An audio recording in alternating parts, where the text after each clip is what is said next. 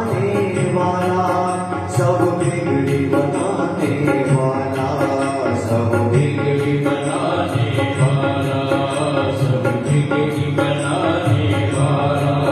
सुनते सुजान करते हैं ध्यान, सुनते सुजान करते हैं ध्यान, शिव अमृत रस को कीजिए, शिव चरणों में ध्यान अपना दीजिए, शिव पुराण शिव जी की आरती कीजिए, शिव चरणों में ध्यान अपना दीजिए।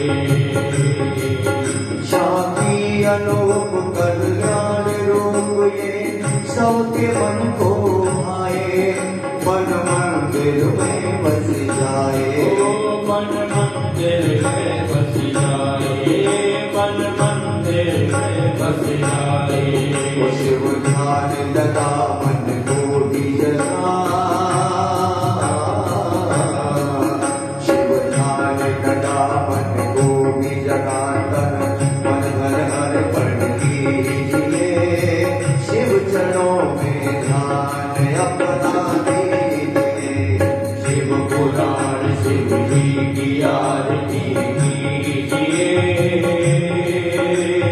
शिव चरणों में ध्यान अपना दीजिए। 24,000 श्लोकों का सारे पावन ग्रंथ कहाए, शिव की महिमा बतलाए, शिव जी की महिमा बतलाए, शिव की महिमा बतलाए।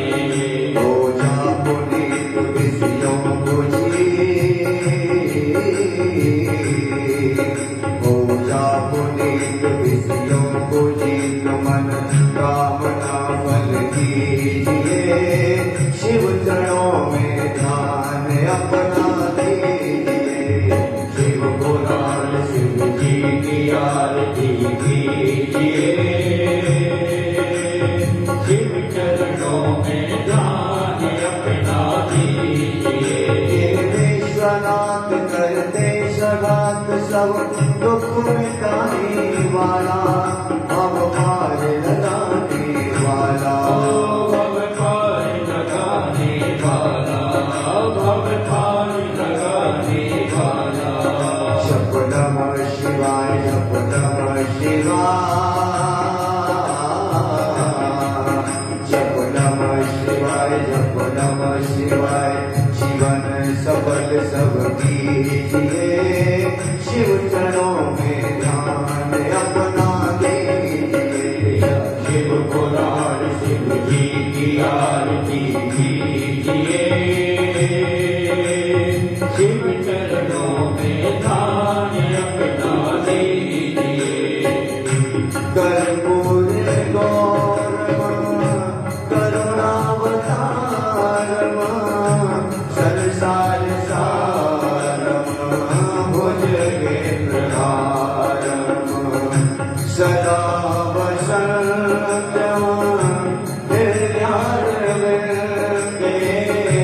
भवं भवानी शयितं नमामि, त्वमेव माता च पिता त्वमेव, त्वमेव बन्धुः शशका त्वमेव, त्वमेव वेदा द्रविणं त्वमेव, त्वमेव सर्वं मम देव देव, त्वमेव सर्वं मम देव देव। हरि ओम जले शीतले दिगरणं देवादेव स्वैरन्तरम् आरोग्यार्थं मन्दवसुभाञ्जलि, यतो यतः समीहसे ततो नो अभयं कुरु, सन्नः कुरु प्रजाभ्यो भयन्नः वसुभ्यः सुसान्तर्भवतु, सर्वारिष्टसान्तर्भवतु। हस्ते गन्धां शर्वसुपान् कृत्वा मन्दवसुभाञ्जलिं, हरि ओम एकदन्ताय विद्महे वक्रतुण्डाय धीमहि तन्नो दन्ति प्रचोदयात्। हरि ओं तत्पुरुषाय विद्महे महादेवाय धीमहि तन्नो रुद्रः प्रचोदयात्। नानासुगन्धपुष्पाणि यथा कालोद्भवान् पुष्पाञ्जलिर्मया दत्तो ग्रहाणः परमेश्वरः शिवशङ्करः। भगवते शाम्ब सदाशिवाय नमः। सादरपन्तपुष्पाञ्जलिं समर्पयामि। बोले शंकर भगवान की शिव महापुराण की राजा रामचंद्र भगवान की हनुमान जी महाराज की बांके बिहारी लाल की राधा रानी श्रीकार की यमुना महारानी की गोवर्धन नाथ की जय जय श्री राम जय श्याम जय जय श्री सीताराम। नमः पार्वती पतये हर हर महादेव। समस्त उपस्थित को अपने मन के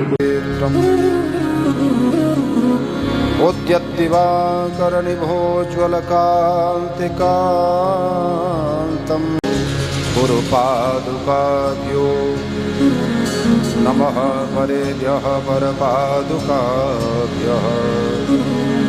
आचार्यसिद्धेश्वरपादुकाभ्यो नमो नमः श्रीगुरुपादुकाभ्यः। नारायणं नमस्कृत्य नरं चैव नरोत्तमं देवीं सरस्वतीं व्यासं ततो जयमुदीरयेत्।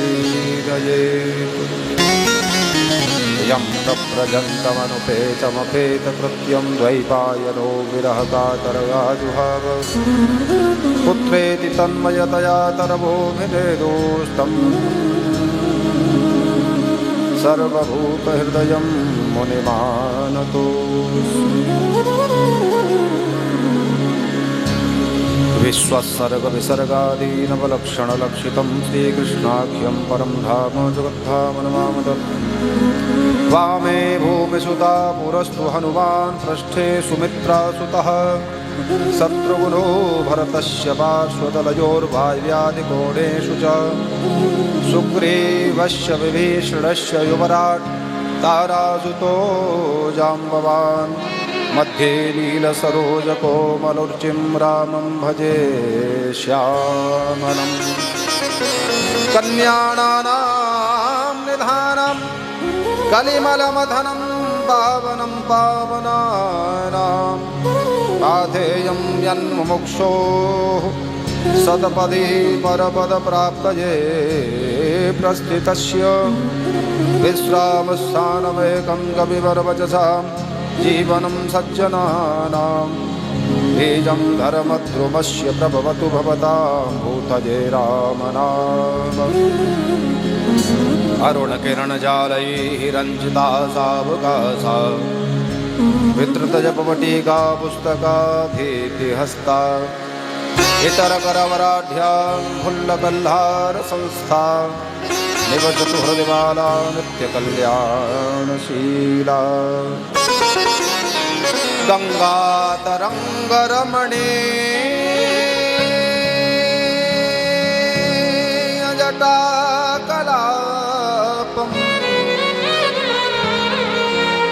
गौरी निरन्तरविभूषितवामभागम् नारायण प्रियमदङ्गमदापहारम् श्रीवाराणसी पुरपतिं भज विश्वनाथ।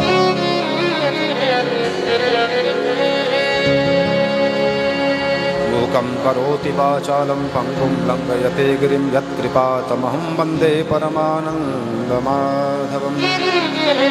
भक्ति भगवन्त गुरु चतुर्नाम वपुएक इनके पद वंदन किए ना सत विघ्न बने। ॐ नमः परमहंसास्वादितचरणकमलचिन्मकरन्दाय भक्तजनमानसनिवासाय श्रीरामचन्द्राय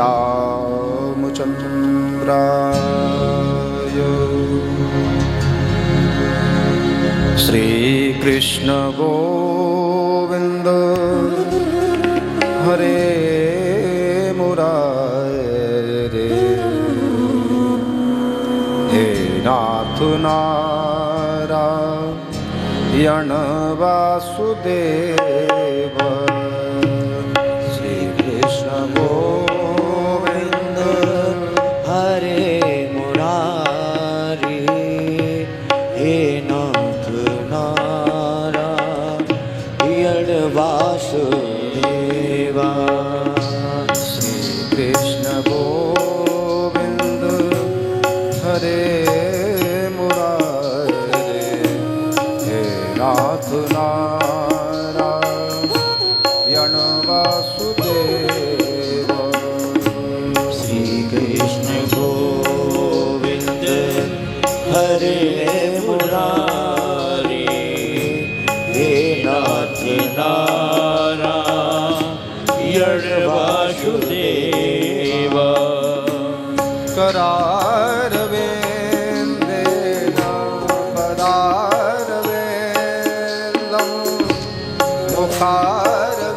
मुखारविन्देन विनिवेशयन्तम्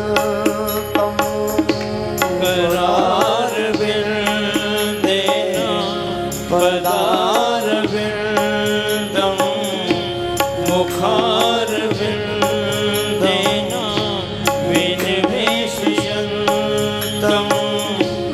पटस्य पतस्य पुटे सजानं बालं मुकुन्दं मनसा स्मरामि श्रीकृष्ण गोविन्द हरे मुरारे हे नाथ नारायण वासुदेव श्रीकृष्ण गोविन्द हरे मुरारी हे नाथ नारायण वासुदेवा हरे राम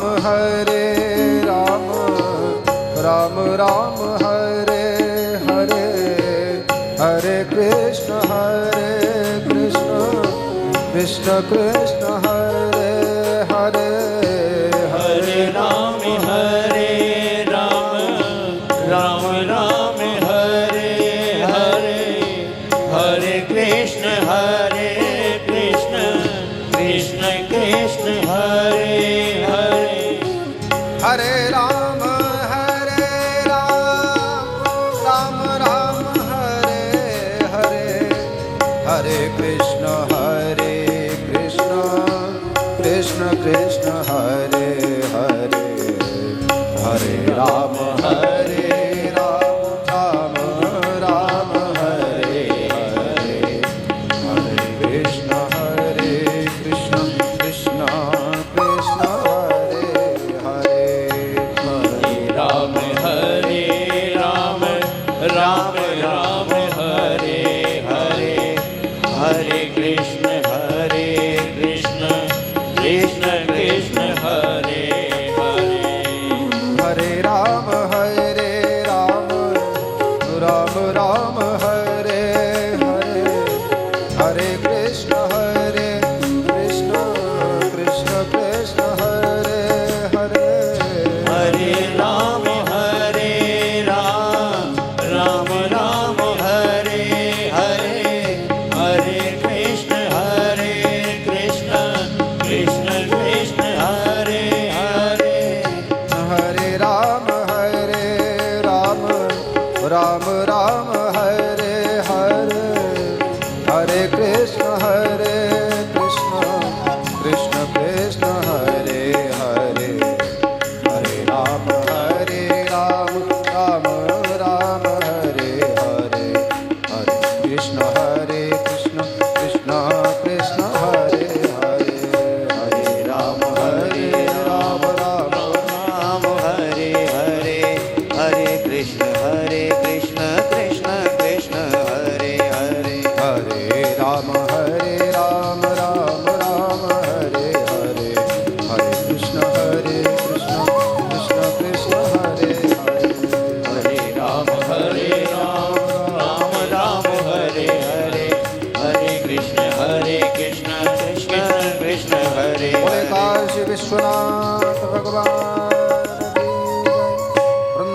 वृंदावन चंद्र की जय हो। राघवेंद्र लाल की जय हो। लखन लाल की जय हो।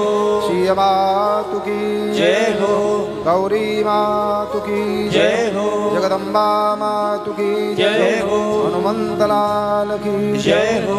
संत भक्त भगवान की जय हो। सभी देवी देवताओं की जय हो। आनंद कंद भगवान की जय हो। नमः पार्वती पतये हर हर हर महादेव।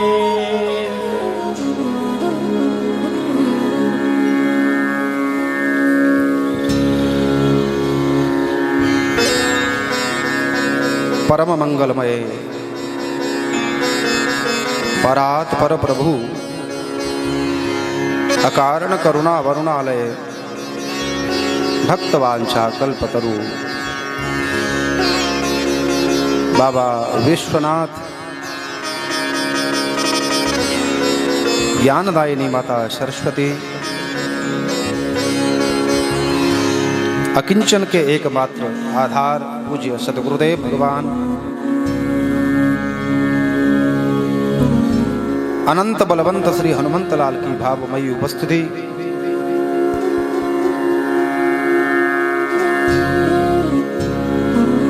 और ऐसा पवित्र पावनतम धाम श्री नारायण सेवा धाम जहाँ नित्य निरंतर भगवान श्री राघवेंद्र सरकार लखनलाल माता शिया चरणारविंदों में अंजनी लाल दक्षिण भाग में श्री योगेश्वर कृष्ण चंद्र अपनी सहगामिनी के साथ विराजमान और वहीं वाम भाग में विराजमान भगवान श्री नर्मदेश्वर महादेव और उनकी प्रत्यक्ष वांगमयी प्रतिमूर्ति श्री शिव महापुराण के समक्ष विराजमान आप सभी भगवान के अनंत प्रेमी भक्तजन बाल युवा वयो वृद्ध सभी भक्तमती माताएं और आप सभी के हृदय कमल में विराजमान भक्ति माता के लिए दास का कोटि कोटि प्रणाम। जय सिया राम, हर हर महादेव, जय श्री कृष्ण, राधे राधे। आइए आज हम भगवान विश्वनाथ की अहेतुकी कृपा से जो निरंतर हमारे ऊपर 3 दिन से बरस रही है और आज हम सभी लोग फिर से अपनी जिंदगी के एक नए दिन की शुरुआत उस कथा से जुड़ करके कर रहे हैं। ऐसी पावनतम कथा में हम लोग प्रवेश करें उससे पहले कुछ समय के लिए अपने मन और वाणी को पवित्र करने के लिए श्री महादेव का संकीर्तन 2 मिनट के लिए सब लोग साथ मिलकर के करते हैं।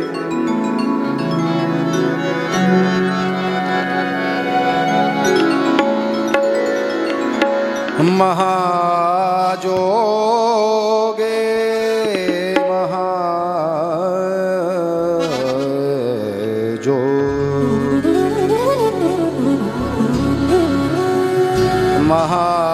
महाजोगे जोगेश्वर शंकर गिरिजापति परमेश्वर शुभंकर हर हर हर महादेव महेश्वर हर हर हर महादेव महेश्वर हर हर हर महादेव महेश्वर हरे हरे हरे महादेव महेश्वर महाजोगे जोगेश्वर शंकर महाजोगे जोगेश्वर शंकर गिरिजापति परमेश्वर शुभंकर गिरिजापति परमेश्वर शुभंकर हर हर हर महादेव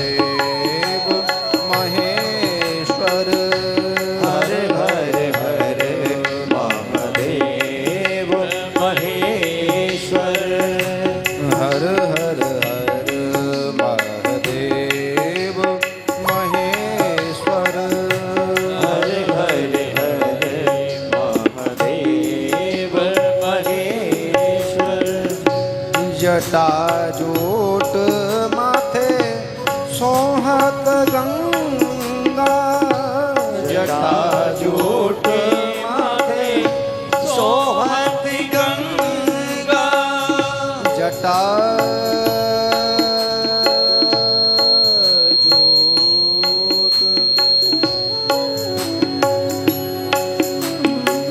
जटा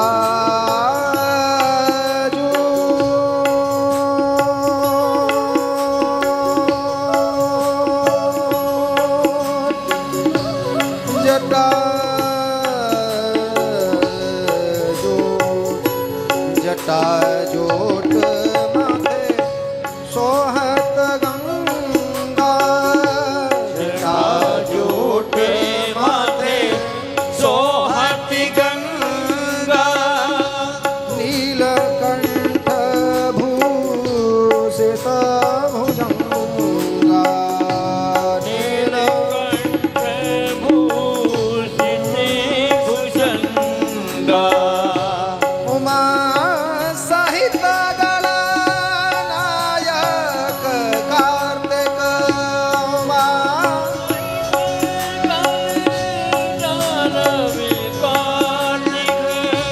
सुरनो वंदित मुनि जन सेवत, हर हर हर महादेव महेश्वर, हर हर हर महादेव महेश्वर, हर हर हर महादेव महेश्वर, हर हर हर महादेव महेश्वर, महाजोगे जोगेश्वर शंकर, महायोगे योगेश्वर शंकर, गिरिजापति परमेश्वर शुभंकर, गिरिजापतिश्वर शुभंकर, हर हर हर महादेव महेश्वर, हर हर हर महादेव महेश्वर, हर हर हर महादेव महेश्वर, हर हर हर महादेव महेश्वर, हर हर हर महादेव महेश्वर, हर हर हर महादेव महेश्वर, हर हर हर महा, हर हर हर महा, हर हर हर महादेव। नमः पार्वती पतये, हर हर हर महादेव।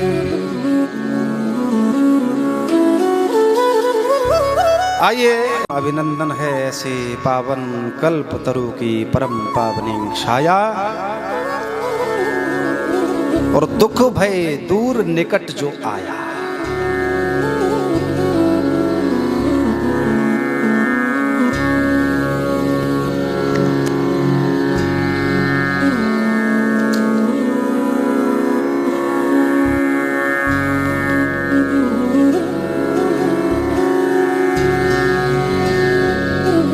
जगत का कल्याण जिनके बिना संभव नहीं है।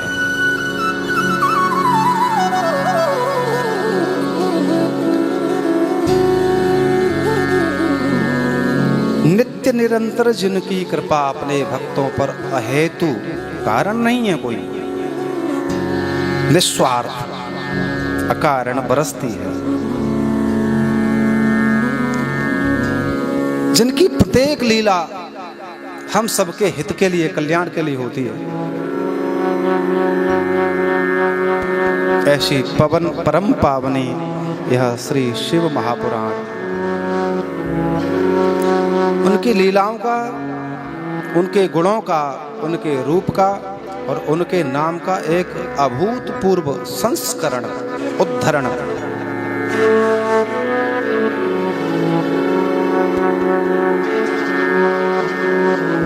कल की कथा यात्रा में हम लोग श्रवण कर रहे थे माता सती का चरित्र।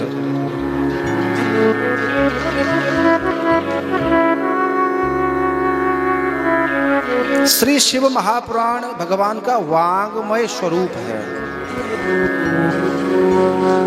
वांग्मय स्वरूप का तात्पर्य है उनका हृदय। जिस प्रकार हम सभी लोगों का शरीर है, उसका ही एक भाग है हृदय, हार्ट। और शरीर से हार्ट को अगर अलग कर दिया जाए, विलग कर दिया जाए, तब फिर बिना हृदय के शरीर में कुछ शेष बचेगा नहीं।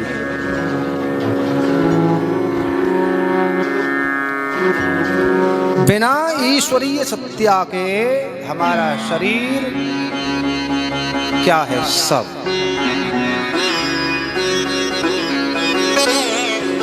आइए एक नया शब्द आज उठाते हैं हम, सती चरित्र से ही संबंधित शिव सती चरित्र। कल हमने सुना, तो शिव किसे कहते हैं? थोड़ा आज हम शिव को एक और नई परिभाषा देते हैं। शिव जो शब्द है वर्णमाला की दृष्टि से अक्षर होते हैं और व्यंजन होते हैं। तब फिर बताइए, आज हमारा एक प्रश्न है आप लोगों से कि शिव में कौन सा स्वर है और कौन से व्यंजन है? तो शायद आपका उत्तर होगा शिव, श व, यह तो व्यंजन है और ई जो है वो स्वर है। तो शिव में ईश्वर है।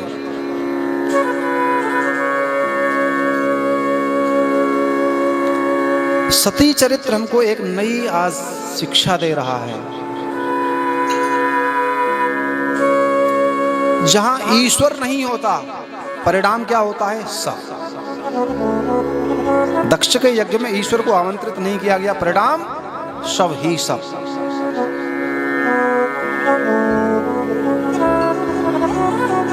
आयोजन काय के लिए? मंगल के लिए, शुभता के लिए, कल्याण के लिए, जगत हित के लिए। लेकिन जिसमें ईश्वरीय सत्ता नहीं हुई उपलब्ध, आमंत्रित नहीं किया गया, तो क्या परिणाम निकला? केवल शब्द। संसार की आप जिस किसी भी सत्ता को पकड़िए, जब तक आप अपने जीवन में एक ईश्वरीय सत्ता को नहीं मानेंगे, न जानेंगे, न उसकी शरणागति ग्रहण करेंगे, तब समझो केवल और केवल सबकी तरह हैं आप। और इसी बात को प्रमाणित करते हैं श्रीमद् भागवत जी। कैसे प्रमाणित करती हैं? श्रीमद् भागवत जब आप लोगों ने खूब सुनी है, सब जानते हैं, लेकिन उसके श्री महात्म्य में पहले ही एक कथा आती है, धुंधकारी उपाख्यान। आप लोग खूब सुन चुके हैं अच्छे से। कथा को केवल एक राजा रानी की तरह सुन के निकल जाना, हम सुनाएं आप सुन के चले जाओ, कुछ नहीं। कथा एक जीवन देती है। अक्सर हम लोगों के मन में प्रश्न होता है कि शास्त्र पढ़ो या सुनो। अब पढ़ना तो है नहीं, इतना समय नहीं मिल सकता है, फिर शास्त्र के गूढ़ अर्थ को समझने के लिए बड़ा श्रम चाहिए, परिश्रम चाहिए। तब फिर बनता है कि हम सुन लें। लेकिन कभी कभी ऐसी विकृति मन में आ जाती है कि शास्त्र हमको विखंडन कर देते हैं, मतभेद भेद कर देते हैं आपस में।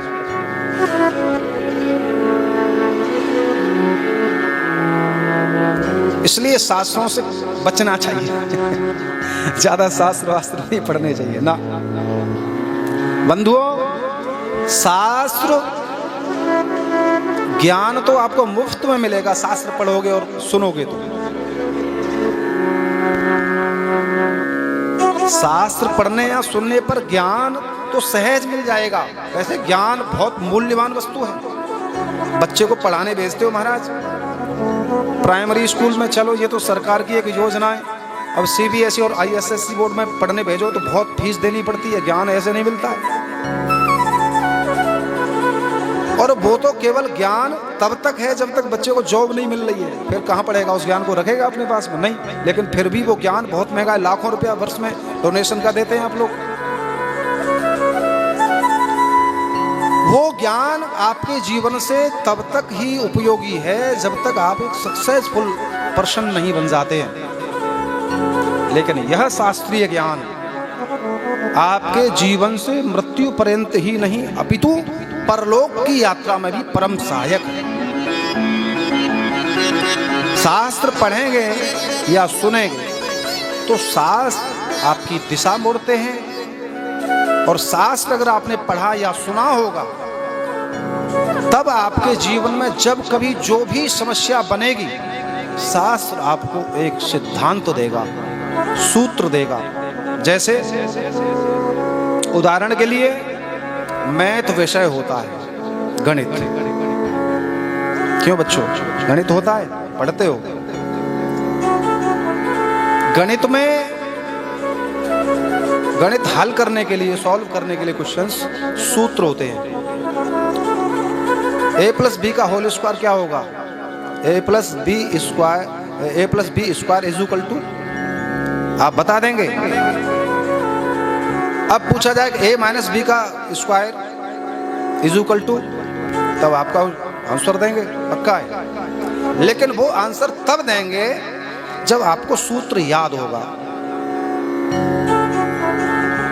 सूत्र कब याद आया आपको? जब आपके सामने समस्या आई, प्रश्न आया, क्वेश्चन आया, तब आपको सूत्र याद आ गया।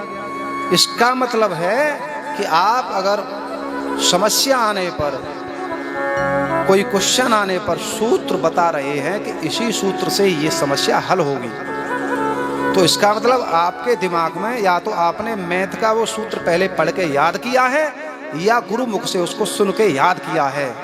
तब उससे रिलेटेड जो समस्या या क्वेश्चन आया आपने झट से सॉल्व कर दिया। वैसे ही शास्त्र जिसने पढ़ा होगा या सुना होगा, जीवन में जो समस्या आए, चाहे इहलोक की हो या परलोक की हो, वो सिद्धांत देता है शास्त्र, तुरंत सिद्धांत याद आएगा, इस समस्या से ऐसे निवारण होगा,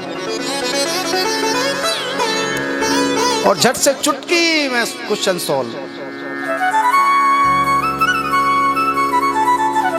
श्रीमद् भागवत जी सिद्धांत कहती हैं, बिना ईश्वरीय सत्ता के हमारा शरीर सब है। धुंधकारी उपाख्यान में कह रही हैं, धुंधकारी का लक्षण कहा है उन्होंने, सब हस्तेन भोजनम। धुंधकारी महाखलः, धुंधकारी बहुत दुराचारी था और माता पिता को मृत्यु ऐसे ऐसे सब सुन रखा है आप लोगों ने, तो बहुत वैश्यानुगामी था। तो एक विशेषण कहा है धुंधकारी के लिए, धुंधकारी महाखलः, इससे आगे कहते हैं सब हस्तेन भोजनम। धुंधकारी क्या करता था कि सबके हाथ से भोजन करता था, सीधा सीधा अर्थ तो यही होगा, लेकिन नहीं, सब हस्तेन भोजनम। अच्छा, आजकल होता भी है, हम लोगों में ऐसी परंपरा चली है, अगर किसी मृत्यु हो जाए तो हम लोग जो है जब जाएं शवदाह करने के लिए, तो अब लोग कहते हैं अरे कहीं संग नहीं आता है, पर ऐसे ही आए, बिना शुद्धि अशुद्धि विचार किए बस भोजन करना शुरू, खाना पीना शुरू। अशुचिता,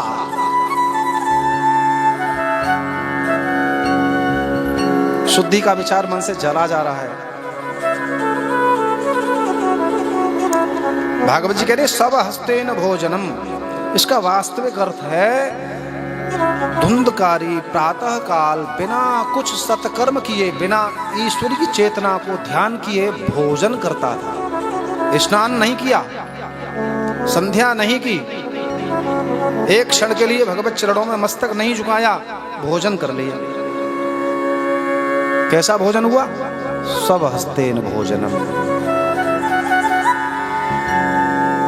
वो तो एक धुंधकारी था, आज तो हम सब धुंधकारी हैं।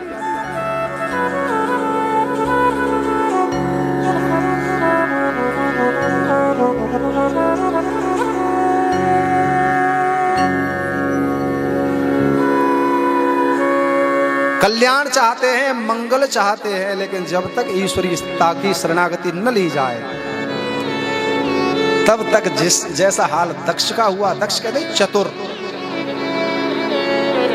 जिसमें चातुर्यता हो, वो दक्ष। अच्छा साहब, एक थोड़ा और विचार करें, हमारे शरीर में दो चातुर्यता हो जी, जिसमें चातुर्यता हो, परिपूर्ण कूट कूट के भरी हुई हो, उसको कहते हैं दक्ष।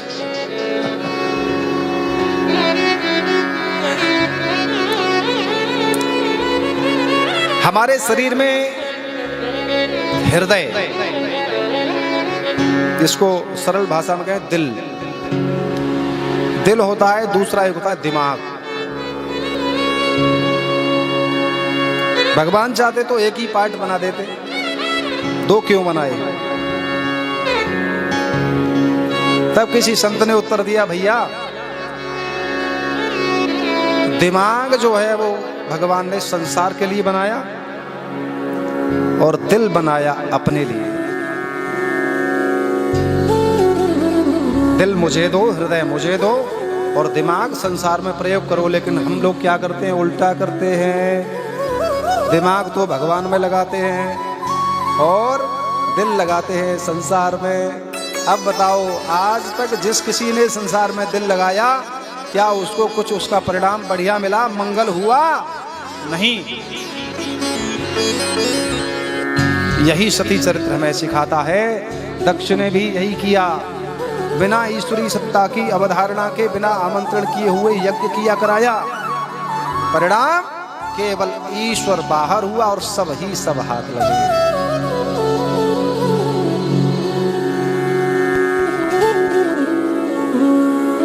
अत्यंत पावन चरित्र हम लोगों ने कल सुना और कल कथा विश्राम के समय श्रीमन नारद जी का ब्रह्मा जी से अपने पिता से प्रश्न था कि महाराज, दाक्षायणी सती देवी त्यक्त देहा पितुर्मखे कथम गिरिसुता ब्रह्मन् बभूव जगदम्बिका। त्यक्त देहा पितुर्मखे, मख कहते हैं यज्ञ को। पिताजी के यज्ञ में त्यक्त देहा, देह को त्याग कर जब सती अपने शरीर से निकल के चली गई, तो उसके बाद में कथम गिरिसुता, हिमालय की कन्या के रूप में कैसे अवतरित हुई। ब्रह्मन बभूव जगदम्बिका, और शिव के साथ विवाह कैसे हुआ। पार्वती क्यों कहलाई, कैसे कहलाई, ये प्रश्न था नारद जी का।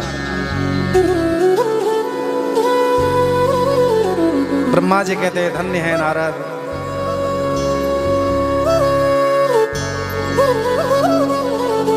जो भगवान की कथा सुनने के बाद में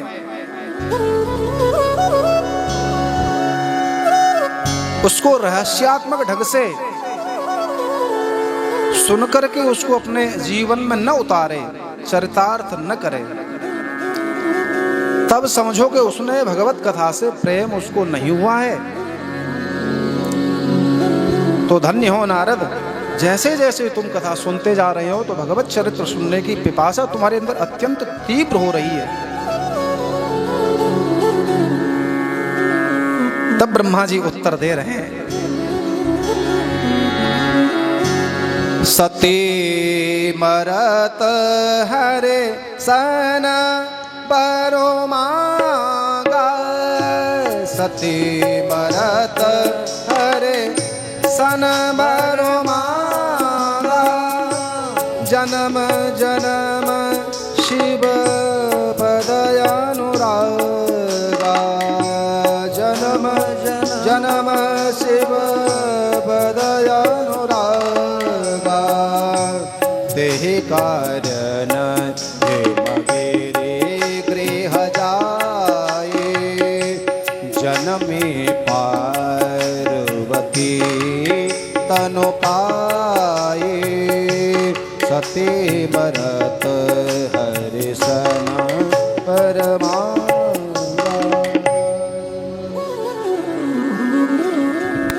जिस समय सती माता ने अपना योगाग्नि से शरीर दाह किया, अब दाह किया कुछ पहले से हो चुका था, जिसका पति परित्याग कर दे, क्या बताओ वो माता खुश रहेगी? वो तो अंदर से जल जल के काली हो जाएगी।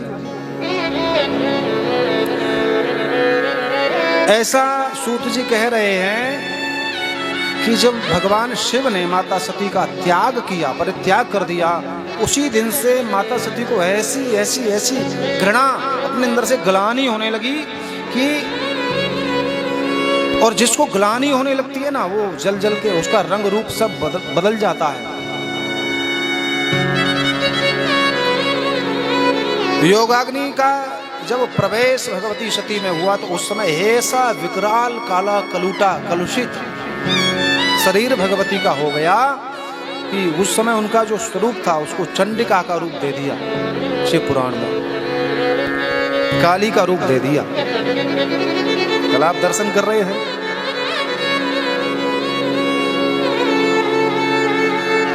माता सती ने जब अपना शरीर त्यागा, उससे प्रथम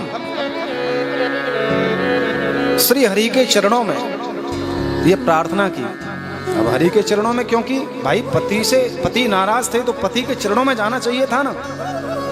ऐसी विचित्र बात है कि पति ने त्यागा है और पति के उसके कारण प्रेम न मिलने के कारण ही आज शरीर योगाग्नि में दाह कर रही है, क्योंकि ग्लानि है। ये ग्लानि बहुत घातक होती है।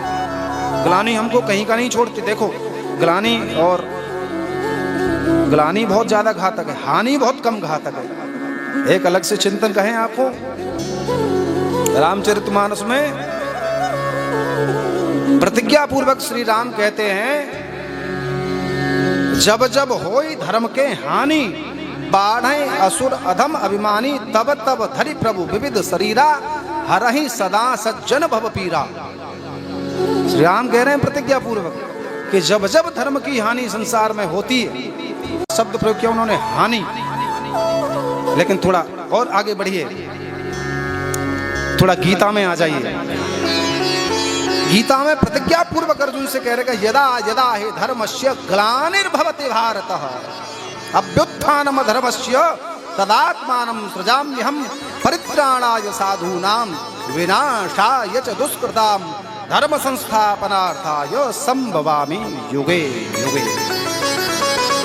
अब बात समझ में नहीं आई। एक जगह प्रभु कह रहे हैं कि हानि और दूसरी जगह कह रहे ग्लानि।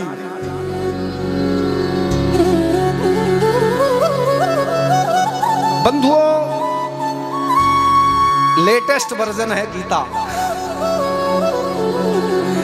जैसे हमारे बच्चे कंप्यूटर साइंस सीखते हैं, उसमें पहले 7 विंडोज आया था, उससे पहले 5 विंडोज आया, उसके बाद में फिर इतना लेटेस्ट विंडोज उसमें वर्जन आया, 8 विंडोज हो गया, अभी 10 विंडोज है और फिर 11 हो गया है, अभी तो बहुत आगे चला गया है। देखो, नेटवर्क की दुनिया में अभी पहले 2G नेटवर्क आता था, फिर 3G हुआ, फिर 4G 5G, अब तो महाराज 5G महानगरों में 5G पहुंच गया है। दूसरे अन्य विदेशों में तो 20-20G तक पहुंच गया है नेटवर्क का।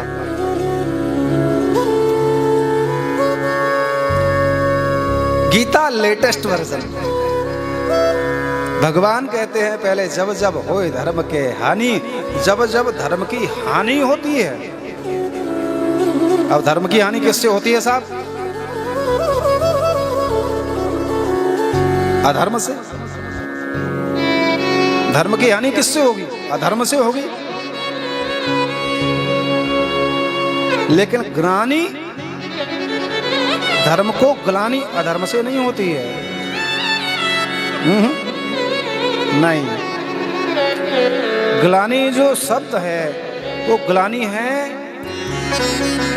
धर्म को। धर्म जब धर्म को देखता है अधर्म की राह पर, तब ग्लानि होती है।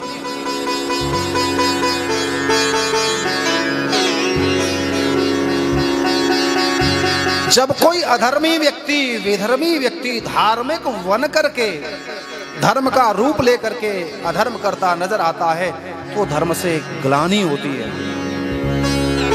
और आज हम लोगों की हानि इसलिए हो रही है क्योंकि हानि से पहले ग्लानि ज्यादा हो रही है।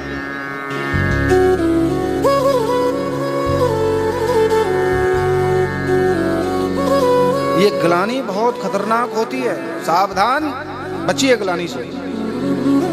इसलिए भगवान कह रहे हैं जब जब होए धर्म के हानि, वो पुरानी बात थी लेकिन नई बात है, ग्लानिर्भवति भारत।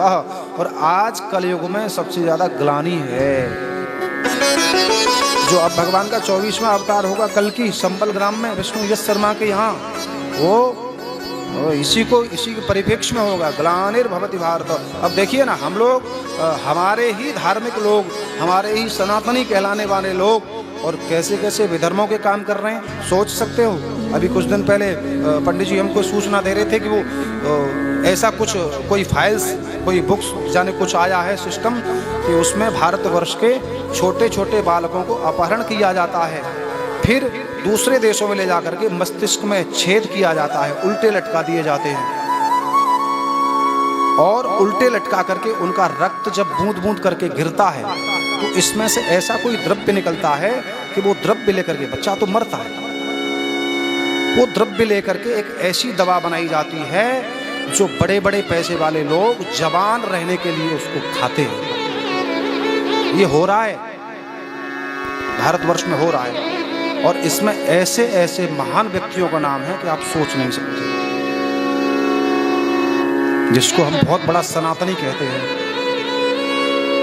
ग्लानि होगी आपको, लेकिन अब राम जी जाने हमको क्या लेना देना उससे। जो जस करहि सो तस फल चाखा, वो तो बड़ी देश लेवल की बात है साहब। आप अपने घर में ही सोचिए, आप जिस पुत्र से, जिस पुत्री से जितनी अपेक्षा करते हैं, क्या आपकी अपेक्षा पे वो खरा उतरता है? क्या आपको उसके वर्ताव से, व्यवहार से ग्लानि नहीं होती है? अरे इससे तो न होता तो ही बढ़िया था। बस इसी को कहते ग्लानि। यही माता सती के अंदर सोच आया कि मैंने ऐसा आखिर किया ही क्यों कि मेरे पति ने मेरा त्याग किया। अरे इससे तो मैं न होती तो ही बढ़िया था। कितना प्रगाढ़ प्रेम होगा अपने पति के प्रति। और आज हमारे भारतवर्ष की माताएं देखो कैसी माँ रही होंगी वो, और हम कैसी माताएं हैं कि थोड़ी सी तुनुक मुनुक हुई नहीं कि बस अब रूठ के तो चली पीहर को।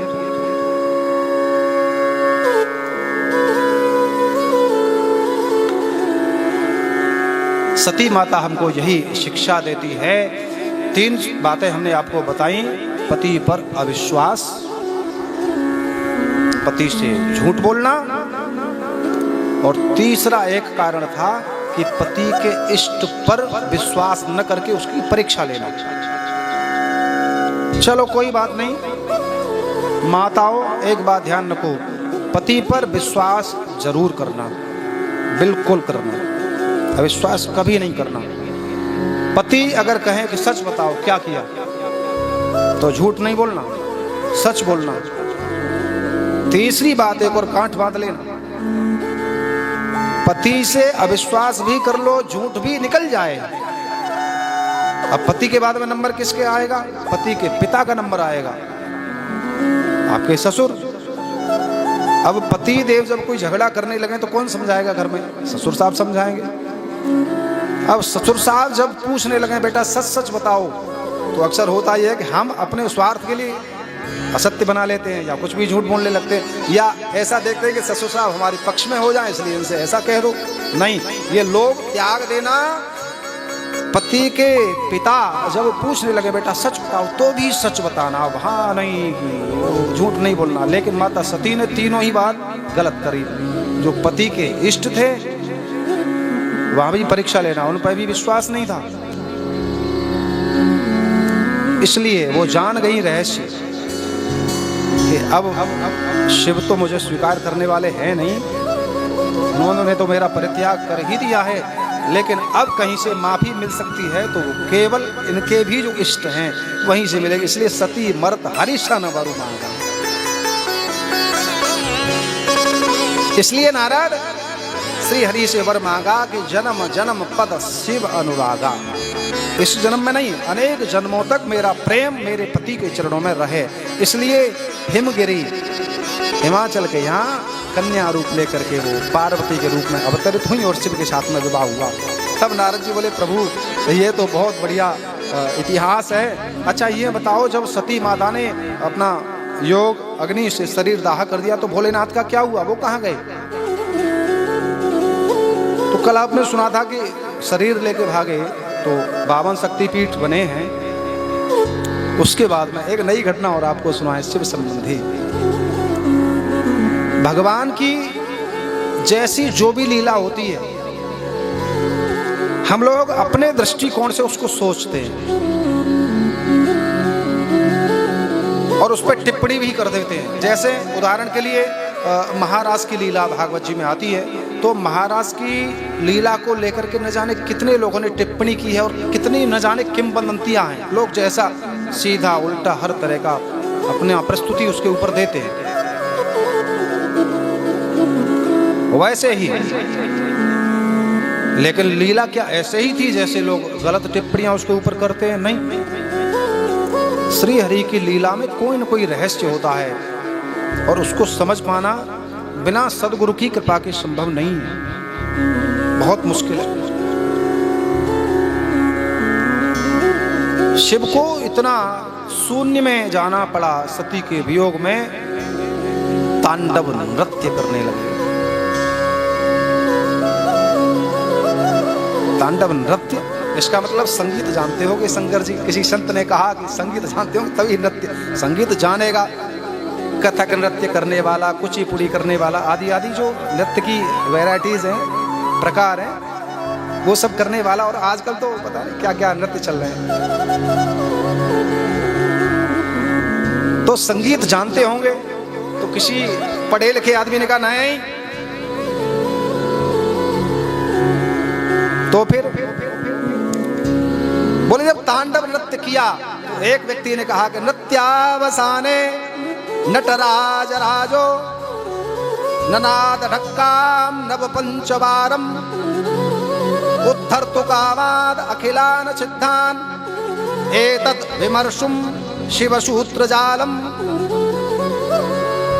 दूसरे व्यक्ति ने खड़े होकर कहा कि बोले भैया क्या नाच किया था? बोले इसलिए बोल रहे तो नृत्यावसाने। बोले ना, फिर क्या किया था? बोले नृत्यावसाने नटराज राजो, नृत्यावसाने नहीं, नृत्यावसाने। नृत्य तो संगीत में तालबद्ध होता है, लेकिन जो एकदम वियोग में हो और क्रोध में हो, क्या संगीत की ताल पे ध्यान देगा? नहीं साहब, पक्की बात है।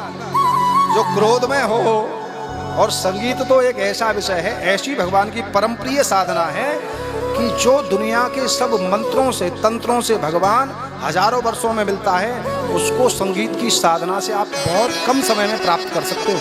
वो साधना में फल है संगीत में। संगीत साधारण विषय नहीं है। तो फिर बोले कि अच्छा, अभी आप कह रहे थे कि संगीत की उत्पत्ति वहीं से है, और वहां कह रहे हैं कि नहीं साहब, संगीत में नाचते तो तालबद्ध क्रोध में थोड़ा ही होता है आदमी। नत्तावसाने, अब समस्या अटक गई। और ऐसा डमरू बजाया, नदाद ढक्का नव पंचवारम, और भोलेनाथ के डमरू के मनके से 14 सूत्र निकल पड़े। नव पंचवारम, 14 सूत्रों की उत्पत्ति हुई। ऐसा तांडव नृत्य किया भोलेनाथ ने।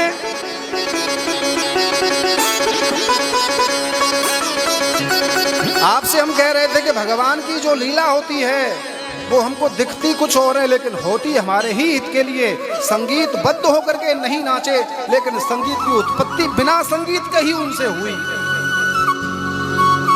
और वो 14 सूत्र हमारे जीवन, हमें शास्त्र पढ़ने की संपूर्ण कला प्रदान करते हैं।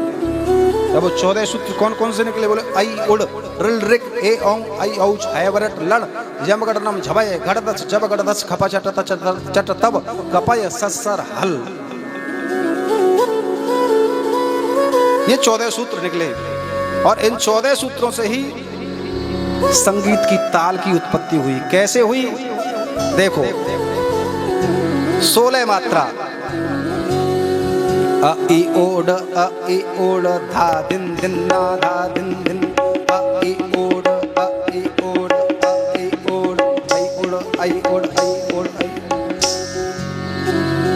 6 मात्रा, रिल रे का रिल रे का रिल रे का रिल रे का रिल रे का रिल रे का रिल रे का रिल रे का। बनारस के चुन्नूलाल मिश्रा जी ऐसा देते थे। और फिर 12 मात्रा, धिन धिन धागे तिरकट तूना कत्ता धागे तिरकट धीना, धिन धिन धागे तिरकट तूना कत्ता धागे तिरकट धीना, ए ओं ए ओं ए ओं ए ओं ए ओं ए ओं। 12 मात्रा। फिर 10 मात्रा, धीना धी धीना धीना धी धीना, आया वरट आया वरट आया वरट आया वरट। शिव के डमरू के मनके से बिना संगीत के ही डमरू जब बजा, तांडव नृत्य किया, बिना तालबद्ध होकर के नाचने पर भी दुनिया को संगीत दे दिया। और वहीं से संगीत की रचि महेश मन मानस राखा। जो मानस में रच रखा था ना व्याकरण सूत्र, और इन 14 सूत्रों से ही संपूर्ण व्याकरण ग्रंथ पाणिनि जी की रुद्राष्टाध्यायी अष्टाध्यायी का जन्म हो गया। बोले शाम सदा शिव भगवान की जय हो। अब बताओ, जो भोलेनाथ जिनका क्रोध भी, जिनका तांडव नृत्य भी हमारे हित के लिए हुआ हो, ऐसे भोलेनाथ की भक्ति हमको कथा सुननी चाहिए, भक्ति करनी चाहिए कि नहीं करनी चाहिए? बिल्कुल करनी चाहिए।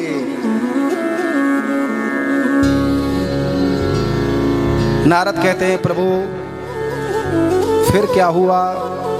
माता पार्वती के विषय में सुनाइए। भोलेनाथ ने तो ये सब कर दिया, लेकिन उसके बाद भोलेनाथ ऐसी समाधि बिल्कुल शून्य में चले गए, शांत, पूरी सृष्टि स्तब्ध हो गई, स्थिर हो गई। महाराज फिर क्या हुआ? बोले, मैना नामनी सुता ज्येष्ठा मध्या धन्या कलावती। नारद, भारतवर्ष के उत्तर भाग में एक हेममान नाम का पहाड़ था। क्या नाम था साहब? हेममान। उसी का रूप है हिमाचल, उसी को हिमाचल कहते हैं। और हिमाचल के यहाँ पत्नी बन के मैना आई, और इन्हीं दोनों के पुत्री के रूप में भगवती अवतरित हुई। महाराज कैसे हुई? मुझे थोड़ा ये और बताइए कि इनका विवाह कैसे हुआ, ये मैना कौन थी? तो ब्रह्मा जी कह रहे हैं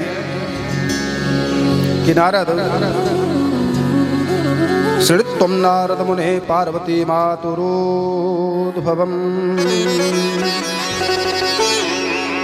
परसों हमने आपसे कहा था कि नारद, मेरी जो संतानें हुई दक्ष कश्यपादि, उनमें दक्ष की जो कन्याएं थी, उनमें से एक कन्या जिसका नाम था स्वधा, ये स्वधा पितरों के लिए दी। स्वाहा अग्निदेव को दी, दक्षिणा यज्ञ देव को दी। पितृ संबंधी जब हम कोई कार्य करते हैं तो बिना स्वधा कहे हुए वो पूरा नहीं होता। जैसे यज्ञ में आहुति प्रदान करते तो बिना स्वाहा बोले वह आहुति भी स्वीकार नहीं होती, वैसे ही कोई भी यज्ञ पूजन आदि जब हो रहा है तो बिना दक्षिणा के पूरा नहीं होता, क्योंकि यज्ञ भगवान की पत्नी का नाम है दक्षिणा। अच्छा बताओ साहब, बिना आपके कोई पूजा सफल होती है, बिना पत्नी के होती है क्या? नहीं होती। तो जब बिना पत्नी के आपकी पूजा सफल नहीं होगी तो आप जो यज्ञ कर रहे हैं वो बिना यज्ञ की पत्नी के कैसे सफल होगी? इसलिए दक्षिणा। यज्ञ सफल करना हो तो स्वाहा, स्वाहा बोलिए, आहुति तभी स्वीकार होगी। पितर प्रसन्न करने हो तो स्वधा, तस्मै स्वधा नमः। स्त्रीलिंग में बोलना हो तो तस्यै स्वधा नमः। बहुवचन में बोलना हो तो तेभ्यः स्वधा नमः, लेकिन स्वधा बोलना ही पड़ेगा। तस्मै स्वधा, तेभ्यः स्वधा, तस्यै स्वधा। तो स्वधा जो थी वो पितरों के लिए ब्याही, और पितरों के स्वधा से 3 कन्याएं उत्पन्न हुई, जिनमें बड़ी का नाम मैना था और दूसरी का नाम धन्या था और तीसरी कन्या का नाम था कलावती।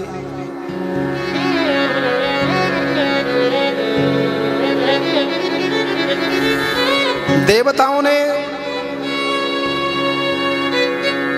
भविष्य का विचार करते हुए पितरों से कह करके मैना का विवाह हिमाचल के साथ करवा दिया और हिमाचल के साथ जब विवाह करवा दिया तो विवाह के पश्चात, क्योंकि देवता जानते थे कि भविष्य में हमको इनसे कोई लाभ लेना है, फिर देवताओं ने भगवती जगदम्बा की, जगदीश्वरी की, माता सती की आराधना की, प्रार्थना की और भगवती बहुत दीर्घ काल के बाद जब प्रसन्न हुई, प्रकट हुई, साकार हुई, तब देवताओं ने बारंबार भगवती को नतमस्तक होकर के प्रणाम किया, खूब प्रणाम किया। माता प्रसन्न हुई, प्रसन्न होकर के देवताओं से कहा, कहो देवताओं किस लिए मुझे याद किया।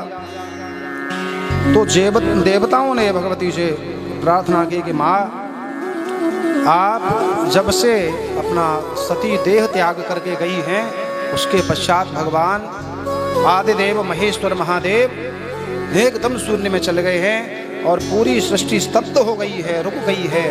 भगवती अब आप ऐसी कृपा करिए, हमारे ऊपर अनुग्रह करिए कि दोबारा से अवतरित होकर के उनकी पत्नी सहगामिनी बन करके आइए, जिससे वो भोलेनाथ शून्य से बाहर आ जाएं, समाधि से बाहर आ जाएं और सृष्टि का संचालन ठीक से हो सके।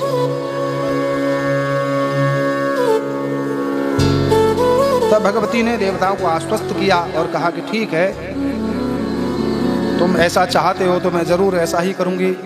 फिर देवताओं ने हिमालय से और मैना से जाकर के यह वृत्तांत कहा। तो हिमालय और मैना ने मिलकर के भी कई हजार वर्ष तक भगवती की आराधना की और आराधना की तो भगवती प्रसन्न हुई और प्रकट हुई।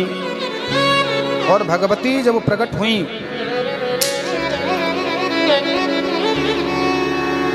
तो दोनों पति पत्नी ने, हिमालय और मैना ने भगवती को प्रणाम किया, स्तुति की, स्तुति की।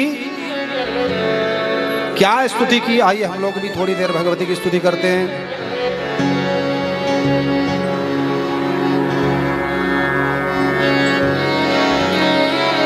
आये गिरि नंदिनि नंदित मेदिनि विश्व विनोदिनि नंदिनुते शिरोदिनि वासिनि विलासिनि विष्णुनुते। आये गिरि नंदिनि नंदित मेदिनि विश्व विनोदिनि नंदिनुते गिरिवरनुते। भगवती हे स्थिति कंठ कुटुंबिनि भूरि कुटुंबिनि भूरि कृते। जय जय हे महिषासुरमर्दिनि रम्यक परदिनि शैलसुते। माँ जय जय कपर्दिनि शैलसुते। माँ रम्य कपर्दिनि शैलसुते। जय जय हे महिम कपर्दिनि शैल। आओ, मैं अत्यंत प्रसन्न हूं तुम्हारी इस स्तुति से, कहो क्या चाहती हो।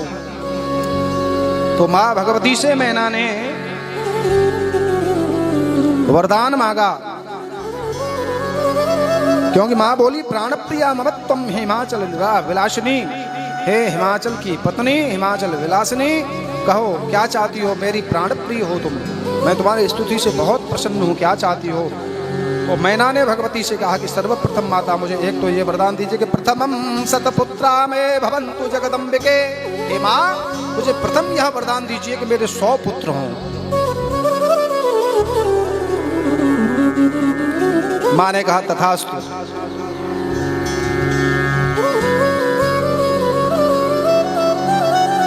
फिर मैना ने कहा कि माँ, मेरे जो 100 पुत्र हों वो दीर्घायु वाले हों, 100 वर्ष की आयु उनकी हो।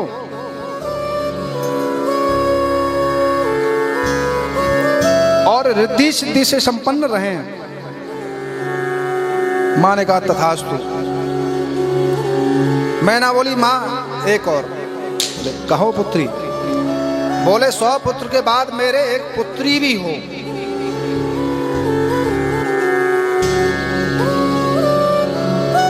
लेकिन माँ एक कृपा अगर और आप कर दें तो।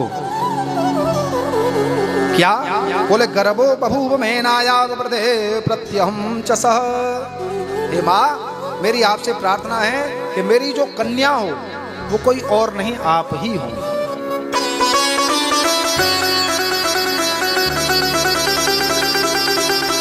माँ बोली तथास्तु एवमस्तु, ऐसा ही होगा, चिंता न करो पुत्री, बिल्कुल ठीक है, तथास्तु जैसा चाहोगी वैसा ही होगा।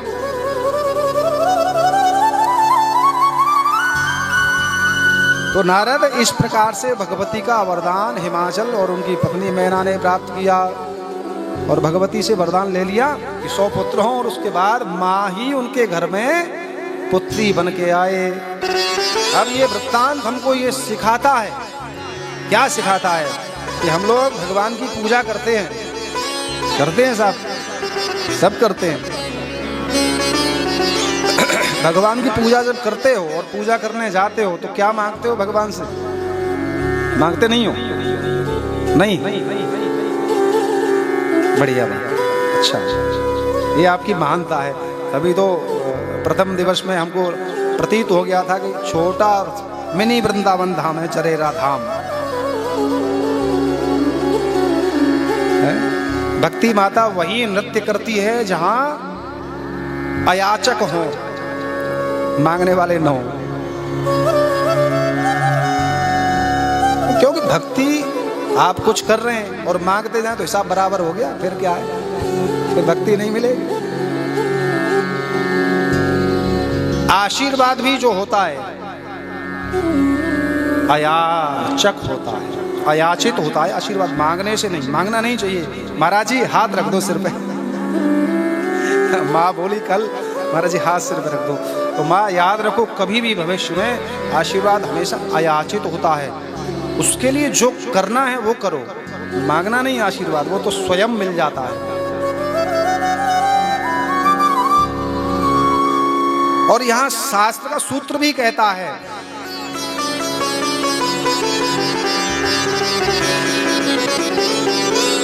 नित्यं वृद्धोपसेविनः चत्वारः तस्य वर्धन्ते आयुर्विद्या यशो बलम।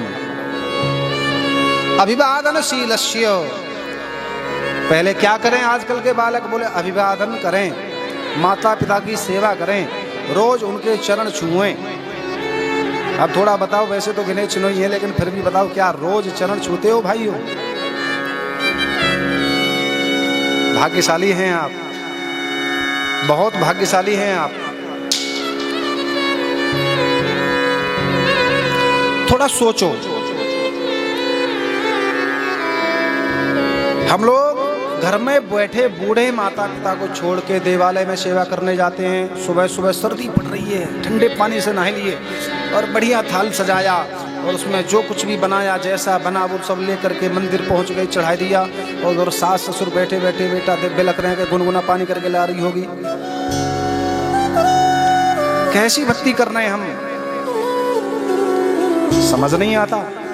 जबकि भक्ति की प्रथम सीढ़ी घर से ही शुरू होती है। भक्ति में प्रवेश ही तब होगा जब घर वाले खुश होंगे, सास ससुर खुश होंगे तब भक्ति में प्रवेश है। पति खुश होगा तब भक्ति में प्रवेश है। पति खुश नहीं, सास ससुर खुश नहीं, दुखी हैं तो भक्ति में प्रवेश भी नहीं है। भक्ति करने की तो बहुत दूर की बात है।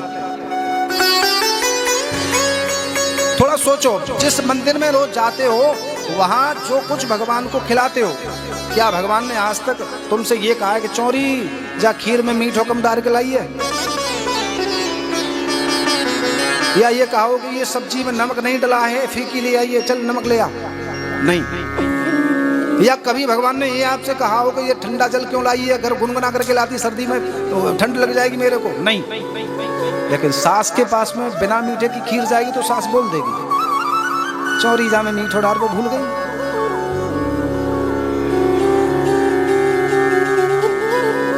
कहने का तात्पर्य है क्योंकि भगवान परम शांत हैं, वो आपसे बोलते नहीं हैं, लेकिन जो घर में बैठे भगवान हैं वो बोलते भी हैं और उनके चरण छूने पर आशीर्वाद भी मिलता है। पुत्रवती भव, सौभाग्यवती भव, बेटा दूधन नहाओ पूतो फलो, बेटा कड़वे नीम से बड़े हो। ये बड़े बुजुर्गों के पास ये भगवत स्वरूप हैं, ये आशीर्वाद देते हैं। तब बताओ ऐसा भगवान बढ़िया जो चुप रहता है या जो आशीर्वाद देता है वो वाला भगवान बढ़िया? भक्ति की प्रथम सीढ़ी घर से शुरू होती है।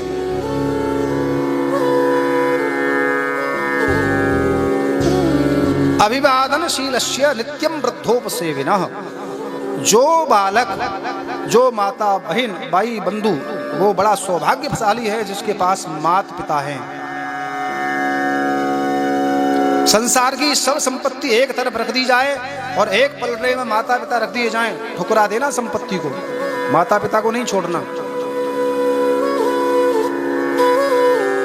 और ऐसे माता पिता जिनकी जो सेवा करे, जिनकी जो नित्य चरण छुए, उसको चार चीजें बिना मांगे ही मिलती हैं। क्या क्या मिलता है? आयु, विद्या, यश और बल। और हम लोग आजकल के बालक, महाराज जी बुद्धि कैसे तेज होगी, कोई मंत्र बताए देखो। बंधुओं, मेरे हम उम्र साथियों, याद रखो ये सबसे बड़ा जीवन में आयु, विद्या, यश और बल प्राप्ति का सूत्र है जो आज आपको दिया जा रहा है, उद्धरण जिसका आज हो रहा है। अगर आयु, विद्या और यश और बल चाहिए तो नित्य अपने बड़े बुजुर्गों की सेवा करो, उनके चरण छुओ, प्रातःकाल जगो तो भी चरण छुओ, बिना मांगे मिलता है। वैसे ही भगवत भक्ति अगर करो तो अयाचक होकर के करो। की तो भगवान की भक्ति और भगवान खुश भी हो गए, लेकिन भगवान से मांगा बेटा। एक सत्य घटना बताएं वृंदावन की, जहां नित्य आज भी ठाकुर जी की लीला होती है। लगभग 7-8 वर्ष पहले की घटना है, सत्य। कोई सूरदास संत थे जो नित्य बिहारी जी का दर्शन करने जाते थे।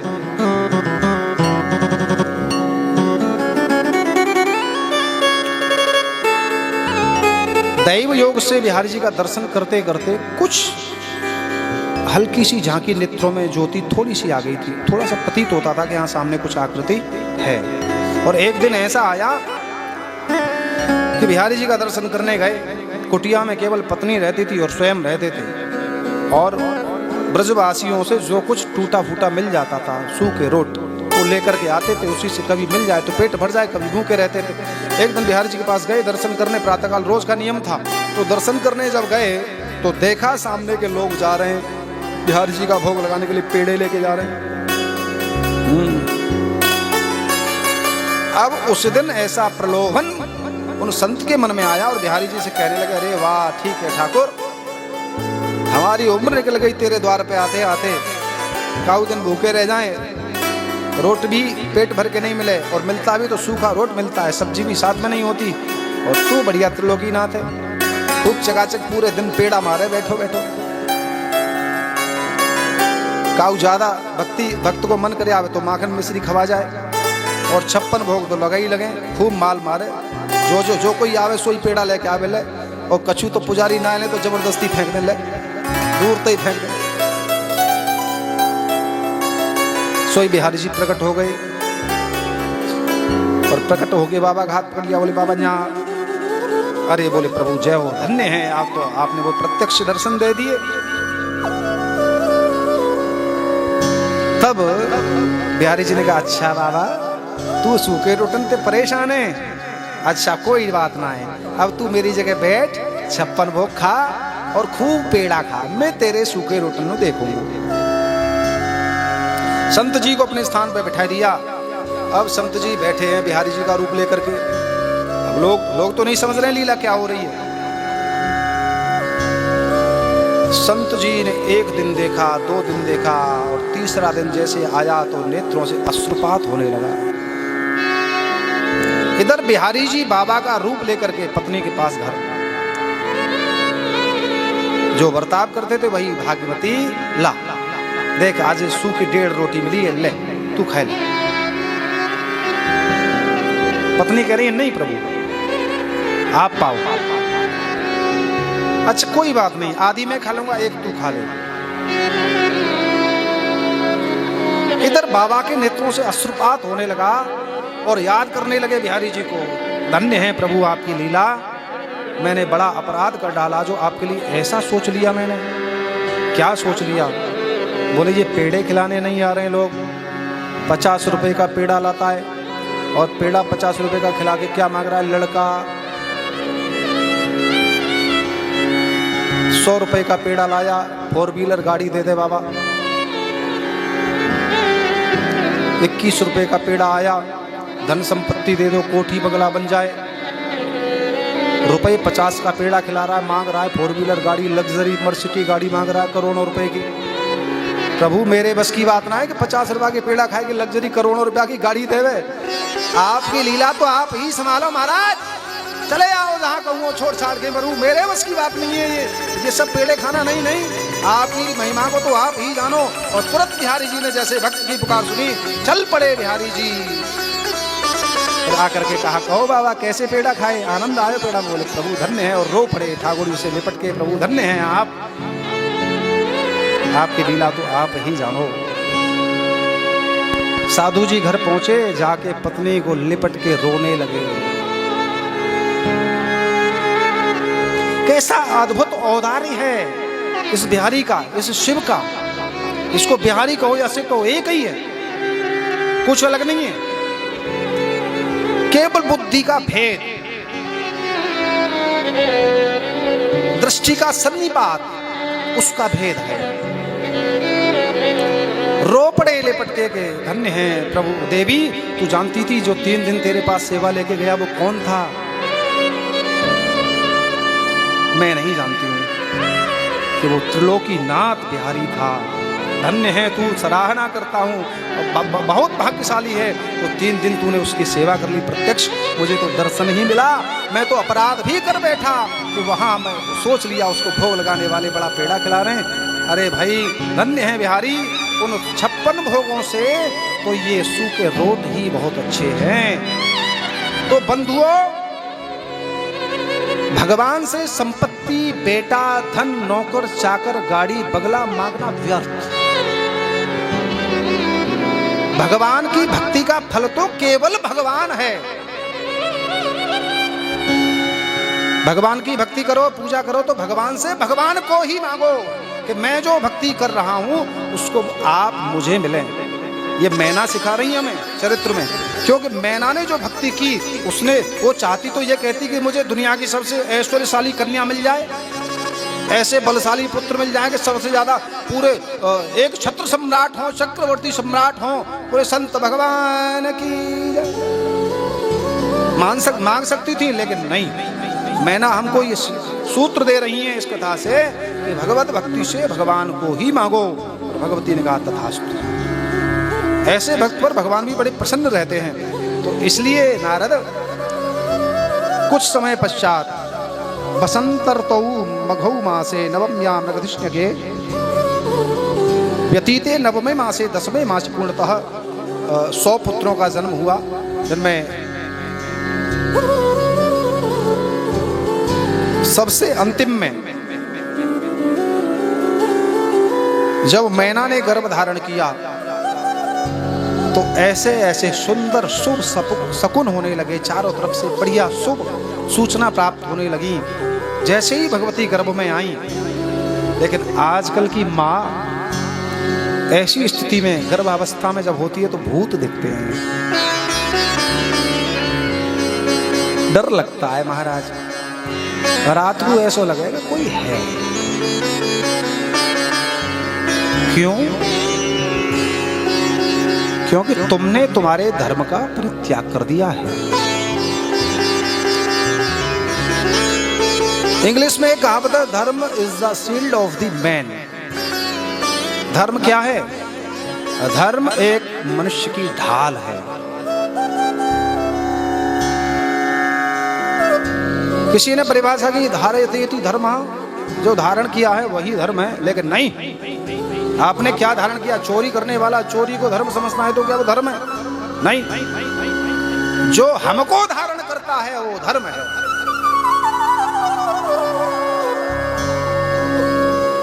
अब धर्म हमको कैसे धारण करता है कि अगर हम उसका जितना पालन करेंगे वो हमारी उतनी ज्यादा रक्षा करेगा। कैसे? ढाल बनके।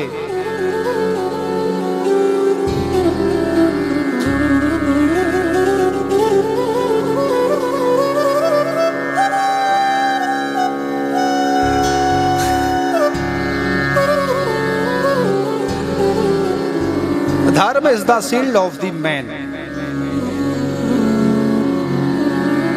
आप धर्म की रक्षा करेंगे तो धर्म आपकी रक्षा करेगा। आपने धर्म का परित्याग कर दिया, आप इसलिए दुखी, आपको भूत दिखता है, आपको डर लगता है। लेकिन माता मैना ने, उनको तो भूत नहीं दिखा गर्भावस्था में, उनको तो शुभ शकुन दिखे। क्यों? धर्म क्या है? सनातन धर्म में 16 संस्कार। हम लोग कहते हैं अपने आपको सनातनी। सनातन धर्म में 16 संस्कार हैं, जिनमें प्रथम संस्कार गर्भाधान संस्कार, पुंसवन संस्कार, सीमंतोन्नयन संस्कार,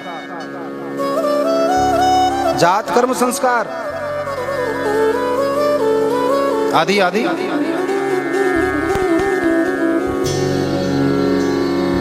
ये गर्भाधान संस्कार का जीवन में बहुत बड़ा महत्व है। अब जानो गर्भाधान संस्कार क्या होता है? आजकल की जो संतान है वो दुख देने वाली या सुख देने वाली? बताओ। विशेषकर दुख देने वाली। क्यों? और हमारे जो पूर्वज थे उनकी संतान हम हैं। अब बताओ, क्या हमने, पुरानी पीढ़ी ने, जाओगे जैसे जैसे ऊपर जाओगे तो उन्होंने अपनी माता पिता को दुख दिया? बहुत कम, बिरले एक आधी अपवाद मिलेगा। क्यों? कारण क्या है?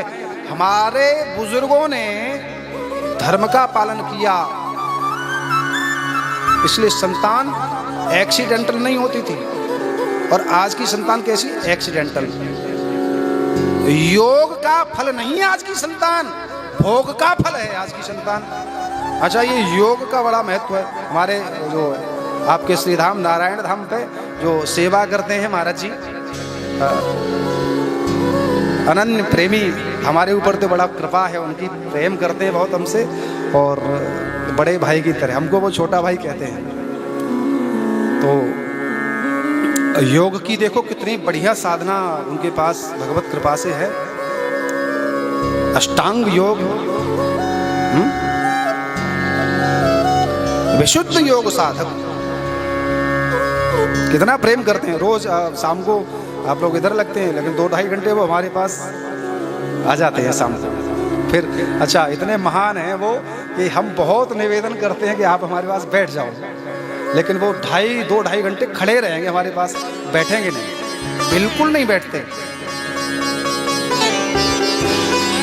नहीं बैठेंगे, खड़े रहते हैं वो। और खूब हमारी 2-2.5 घंटे तक रोज चर्चा होनी होनी है। रात को 11 बज जाए, 12 बज जाए, कोई पता नहीं, चर्चा चलती है। योग, वैसे योग कहते जोड़ना। योग करना गणितीय भाषा में जोड़ना होता है। अब जो ईश्वर से जीव को जोड़े कोई योग। अब इसके लिए कुछ सीढ़ी बना दी 8: यम, नियम, प्रत्याहार, प्राणायाम, ध्यान, धारणा, समाधि। मूलाधार से सहस्रार चक्र तक भेदन करके निकल जाना और ईश्वरीय सत्ता में विलीन हो जाना, यही योग है। लेकिन क्या योग संयम नियम पूर्वक हम संतान उत्पत्ति करने का प्रयास करते हैं? आज हमारे बुजुर्ग करते थे। इसलिए संतान कैसी होती थी? सुपात्र, सुख देने वाली, आज्ञा के अनुसार चलने वाली। और आज की संतान एक्सीडेंटल। बहुत दूर चले गए योग से, हम संयम नियम से बहुत दूर है। भोग का फल है आज की संतान, इसलिए दुख। बंधुओं, लौटो, जानो अपनी रीति रिवाजों को, अपनी संस्कृति को जानो। हमारा परम कर्तव्य है अपनी संस्कृति का संरक्षण और संवर्धन करना। अगर हम हमारी संस्कृति का संरक्षण या परिपालन नहीं करेंगे तो दूसरा कौन करेगा? इसलिए योग करो। और जो गृहस्थ जीवन है, जो पत्नी पति का जो संबंध है, वो भोग के लिए नहीं है, वो योग के लिए है। स्त्री पुरुष की परम सहायक होती है योग में। स्त्री के बिना योग सफल हो भी जाए तो बहुत समय लगेगा। वशिष्ठ जी भजन करते थे कुटिया में, पत्नी संग रहती थी। विश्वामित्र भजन करते थे, पत्नी। जिनकी कथा सुनने हो, पत्नी। लेकिन पहले ही गाते हो महायोगे परमेश्वर शंकर। शिव कैसे महायोगी? अरे जिनकी पत्नी साथ में, लेकिन फिर भी क्या है? योगियों के भी विशेष योगी, महायोगी। इसलिए स्त्री योग की साधिका है, योग की बाधिका नहीं है। स्त्री भोग के लिए नहीं है, योग के लिए है। योग का सहारा लोगे, आधार योग को बनाओगे, संयम नियम से संतति प्राप्ति के लिए प्रयास करोगे तो संतान सुपात्र होगी ही होगी। लेकिन हम छोड़ बैठे। और संयम नियम होगा तो धर्म होगा, और धर्म होगा तो माता मैना की तरह अच्छे स्वप्न आएंगे, शुभ संकेत मिलेंगे। वही माता मैना को मिल रहे हैं। और जैसे जैसे समय व्यतीत होने लगा, देवगणों ने मिलकर के पुष्प वर्षा करना, नाना प्रकार के स्वर्ग आदि में मंगल गान होने लगे, चारों तरफ गुंदुबियां बजने लगी, देव यज्ञ होने लगे, देव पूजन होने लगे। और जैसे ही समय व्यतीत हुआ, 9वां महीना जैसे आया, तो भगवती जगदम्बा ने साक्षात मैना को दर्शन दिया कि अब मेरे प्रकट होने का समय आ गया है। किसी प्रकार से भयभीत नहीं होना, डरना नहीं। तब हिमाचल राज ने भगवती से प्रार्थना की कि माँ, बड़ी कृपा करिए आपने, आपका समय आ गया, आप प्रकट होंगी, अवतरित होंगी मेरे घर में। आपकी ही कृपा है, मेरी तपस्या का फल नहीं हो सकता है, आपकी कृपा का ही फल है। और 10वें महीना के पश्चात भगवती जगदम्बा जगदीश्वरी माँ मैना के गर्भ से अवतरित हुई। बोलिए जगदम्बा जगदीश्वरी मातु की जय हो। तो हे नारद, इस प्रकार से हिमाचल राज के घर में मैना के गर्भ से जगदम्बा जगदीश्वरी का जन्म हुआ। इधर सब देवगणों ने मिलकर के जब जगदम्बा का जन्म हो गया तो शिव जी की प्रार्थना की, और शिव जी की प्रार्थना करके उनको प्रसन्न करने का प्रयास किया कि प्रभु आप अपनी समाधि से जगो। तो शिव जगे समाधि से। देवगणों ने प्रार्थना की कि प्रभु जो प्रारब्ध काल में हुआ, भूतकाल में जो हुआ, प्रभु आप उससे बाहर आइए और अब आगे पुनः से विवाह करने का विचार करिए। तब भोलेनाथ ने कहा नहीं नहीं, मैं विवाह नहीं करूंगा। शिव ने जब मना किया तो देवगण वापस चले गए। इधर भगवती का नामकरण हुआ तो उनका नाम पर्वतस्य पुत्री यश पार्वती, पर्वतराज हिमालय की पुत्री थी, इसलिए नाम उनका पार्वती पड़ा। और उमेति मात्रा तपसे निषिद्धा पश्चात पर्णा सुमुखी जगाम। आदि आदि उमा जगदम्बा जगदीश्वरी दुर्गा भवानी जगत माता जगत धात्री वैष्णवी वज्रेश्वरी ब्रजेश्वरी कामाख्या, ये सब उन्हीं जगदम्बा के ही नाम हैं, कोई भेद नहीं है। काली सरस्वती, ये सब उन्हीं के नाम हैं।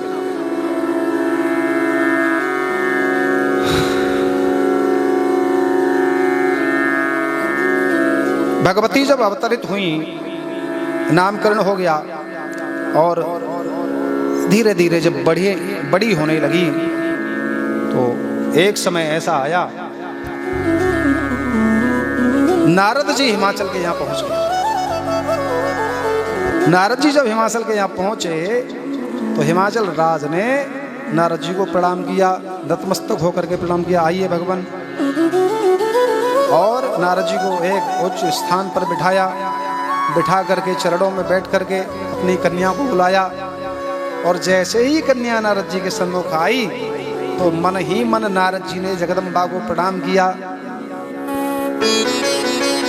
जगदम्बा को प्रणाम किया, वो समझ गए, देख लिया उन्होंने कि ये साक्षात जगदीश्वरी है, जगदम्बा है। हिमाचल राज नहीं समझ पाए और हिमाचल राज ने प्रश्न किया नारद जी से कि महाराज, योगी नग्नो बुढ़ी कामी, महाराज अब आप आ ही गए हैं तो बस मेरी आपसे एक जिज्ञासा है, मैं आपसे ये जानना चाहता हूँ, थोड़ा मेरी पुत्री का हाथ देखो, इसकी जन्म कुंडली देखो। ये जन्म कुंडली का बहुत बड़ा महत्व होता है बंधुओं। अब ये हमारे यहाँ एक ज्योतिष विषय है, जैसे व्याकरण शास्त्र है वैसे ही ज्योतिष शास्त्र भी है। 6 शास्त्रों में से एक ज्योतिष शास्त्र भी है। और ज्योतिष जो होता है वो भगवान का नेत्र है, जो तीनों कालों को जानने की सामर्थ्य रखता है। प्रेजेंट, पास्ट, फ्यूचर, भूत, भविष्य और वर्तमान, तीनों समयों को जो जान लेता है उसको कहते हैं ज्योतिष। लेकिन हो ज्योतिष को ठीक से जानने वाला पढ़ा लिखा आदमी, तब बता सकता है कि इस ग्रह के अनुसार आपका ये फल होगा, आपको ये समस्या आ रही है तो किसके कारण आ रही है, इसका केंद्र में ये ग्रह बैठा है या उसकी महादशा वहाँ है या इसकी उस नवांश कुंडली में बैठा है या वहाँ बैठा है। ये पूरा पढ़ा लिखा व्यक्ति आपको ज्योतिष का सही ज्ञान, भूत, भविष्य, वर्तमान तीनों समय बताने में सामर्थ्यवान होता है ज्योतिष। हिमाचल राज जानते थे कि नारद जी परम ज्योतिषी है। और अक्सर होता भी, हमारे घर में कोई साधु महात्मा ब्राह्मण आए तो सबसे पहले दिखाए जन्म पत्री, आओ महाराज थोड़ा बताओ बेटा के भाग्य में कैसी विद्या है, कहाँ तक पढ़ेगा, कितना धनवान बनेगा, नौकरी लगेगी कि नहीं लगेगी, ब्याह कब होगा, या पुत्री का विवाह नहीं हो रहा है तब भी दिखाएं। और समाधान भी होता है, ऐसी बात नहीं, ज्योतिष समाधान देता है, बिल्कुल देता है। हमारे सनातन धर्मों में, सनातनीय ग्रंथों में आपके जीवन संबंधी हर समस्या का समाधान है। आपको कहीं और भागने की जरूरत नहीं है, दूसरे किसी मजहब में जाने की जरूरत नहीं है आपको। आपके शास्त्र इतने भरे पड़े हैं। अरे भाई, सनातन धर्म से ही तो सब मजहबों की उत्पत्ति है। सारी दुनिया की भाषाओं की मूल जननी कौन है, थोड़ा बताओ? संस्कृत। हमारे सनातन धर्म वाले ग्रंथ किस भाषा में है? संस्कृत में। तो जब सब भाषाओं को, जो बोलने के मूल कारण है भाषा, लैंग्वेज, उसको जन्म दे रही है संस्कृत, तो आपकी समस्या उसमें ज्यादा मिलेगी या इसमें? समस्या का समाधान इसमें ज्यादा या उसमें ज्यादा? लेकिन हम कैसे पगले हैं, अपने लोग अपने धर्म शास्त्रों को छोड़ के वहां भाग रहे हैं। अरे नहीं, अपने को जानो, अपने को जानो, अपने को पहचानो। आप अपना कुलाचार भूल गए, अपनी कुल परंपरा भूल गए, आप अपनी कुल देवी का अर्चन करना भूल गए। अब हमने यहीं जो पूछ लिया कि बताइए कुल देवी कौन है आपकी, ऊपर नीचे देखने लगे। आपने कुल देवी की पूजा करना छोड़ दिया, इसलिए आप दुखी हैं। आपको कहीं और माथा टेकने जाना पड़ रहा है। आप अपने कुल पुरोहित को छोड़ चुके हैं। कुल देवी के विषय में जानना है, जो कुल के आचार्य हैं, जो पीढ़ियों से पौरोहित्य कर्म करते हैं, उनको पूछिए, उनसे जानिए क्या परंपरा है। आप छोड़ बैठे हैं, इसलिए आप अपने धर्म, कुलाचार, परंपरा से, शास्त्रों से बहुत दूर भटक गए हैं, इसलिए दुखी। लौटिए, हमारे पास हर समस्या का समाधान है। नारद जी से पूछ रहे हैं हिमाचल राज, महाराज थोड़ा पुत्री के विषय में देख करके बताओ। तब नारद जी ने बड़ी प्रकार से देख दाख के पूरा शरीर अपना देखा, मस्तिष्क की रेखाएं पढ़ ली और देख दाख के नारद जी कहने लगे योगी नग्नो गुणोकामी मातृतात विवर्जितः अमानो शिववेशक्ष पतिरस्याकिले दृशः। महाराज वैसे तो सब कुछ बहुत बढ़िया बात है, लेकिन एक इस कन्या के विवाह के विषय में आपको बताएं जो एक विशेष बात है। बोले क्या विशेष बात है महाराज? विवाह बढ़िया तो होगा इसका? बोले बहुत बढ़िया। बढ़िया नहीं, बहुत बढ़िया होगा। महाराज कैसा वर मिलेगा, कैसा घर मिलेगा? अच्छा, माता पिता को पुत्री के लिए यही सबसे ज्यादा चिंता होती है, और कोई चिंता नहीं, बस यही चिंता ज्यादा होती है कि इसका घर भर कैसा मिलेगा। तब नारद जी कह रहे हैं कि योगी नग्नो गुणोकामी, इसका पति कैसा होगा? पहला विशेष लड़का योगी। बात ठीक है, बहुत बढ़िया, योगी होना चाहिए। और शास्त्र पहले से सिखा भी रहा है कि भोगी ना हो, योगी हो, योग का साधन करने वाला हो। नारद जी ने यहाँ तक तो बढ़िया कहा, लेकिन आगे वाला जो विशेषण कहा शायद है उसको सुन के दुनिया के कोई माता पिता अपनी पुत्री का ब्याह करने को तैयार नहीं है। उन्होंने कहा नग्नो, नंग धड़ंग होगा। अब योगी सुना तब तक तो मैना और हिमाचल खुश थे, लेकिन जब सुना नग्न होगा, नंग धड़ंग रहने वाला, तब बस अचंभित हो गए हम। ऐसा तब तुलसीदास जी लिखते हैं योगी जटिल अकाम मन नगन यमंगल भेष अस स्वामी यह कहाँ मिलहे परे हस्त असिर रेख। अरे आपकी कन्या के हाथ में एक ऐसी रेखा है कि इसका जो पति मिलेगा वो कैसा होगा? बोले योगी तो होगा, लेकिन नंग धड़ंग रहने वाला होगा। और मातृतात विवर्जितः, जिसके माता पिता का कोई पता नहीं। और आजकल के माता पिता तो सबसे पहले यही देखे कि मैया कहाँ की है जाकी, तो जाके पिताजी कैसे हैं, समाज में क्या इसका औचित्य है, लोग जानते बूझते हैं कि नहीं, कहीं पीने खाने वाले तो नहीं है। लेकिन नारद जी कैसे विशेषण प्रस्तुत कर रहे हैं कि मातृतात विवर्जितः, माता पिता का कोई पता नहीं। और अमानो शिववेशस्य, कह रहे अमान,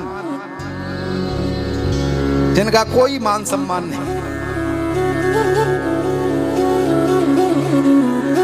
क्या ये स्वीकार करना ठीक होगा यहाँ के भगवान शिव जो अमानी हैं, जिनका कोई मान सम्मान नहीं? नहीं, अमान का एक अर्थ है जिसको मान सम्मान की कोई चिंता नहीं।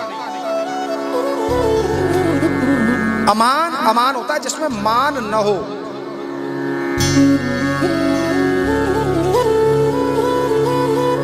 मान और अमान, अमान मान का प्रतिलोम शब्द है अमान, विलोम शब्द है अमान। मान और अमान जो दोनों स्थितियों में एक जैसा रहने वाला होगा, स्तुति करे तो भी खुश और गाली दे तो भी खुश। अच्छा साहब रहे कि नहीं? दक्ष ने प्रयागराज के यज्ञ में कितनी सारी भली बात कही, क्या शिव ने कोई एक शब्द कहा दक्ष से? नंदी ने तो कहा कि मेरे स्वामी को ऐसा क्यों बोलता है, शिव ने तो नहीं कहा। तो जो स्तुति भी सुने और निंदा भी सुन ले, पचा ले। लेकिन हम लोग कैसे हैं? स्तुति सुनना प्रिय है, गाली नहीं सुने, अब शब्द नहीं सुने। और कोई बुराई कर दे, तुम्हारा पति ये कर रहा था, तो बस चिढ़ जाए उससे तो ऐसी घोर शत्रुता मान ले कि मेरे छोरा के बारे में ऐसी कही चो, मेरा छोरा तो कर ही ना सके। अरे कम से कम एक बार विचार करो, कहीं शायद ऐसा है तो नहीं, कोई कुछ कह रहा है। अक्सर हम लोगों का भी दोष है हमारी संतानों को बिगाड़ने में। और आजकल तो शिक्षा भी बेचारी ऐसी हो गई, हम लोगों ने बना दिया ऐसी शिक्षा। पहले जो है विद्यालयों में बालक पढ़ने जाते थे तो गुरुजी लाठी डंडों से चमड़ी उधेड़ देते थे मार मार के, लेकिन अब गुरुजी उंगली नहीं लगा सकते बच्चे से। क्यों? अरे तेने हमारे छोरा थे, उंगली छुआई कैसे? अब बताओ आपके बच्चों को उस विद्यालय में शिक्षा मिलेगी या कुछ और मिलेगा? क्योंकि गुरुजी तो मन में डरे बैठे हैं, अगर मैंने कुछ कह दिया तो बस लाठी डंडे तमंचे। अरे माँ बाप तो बाद में आएंगे, पहले बच्चे ही तैयार हैं। पेपर देने जाएं हाई स्कूल के बच्चे और नकल करते, मास्टर जी रोक ले। अब तो सुविधा ऐसी सीसीटीवी कैमरे चल गई है, लिखा होता है you are under CCTV surveillance, बस सतर्क हो जाता है कि नकल नहीं करनी है, दिख रहे हैं माँ बेटा देख रहा है कोई।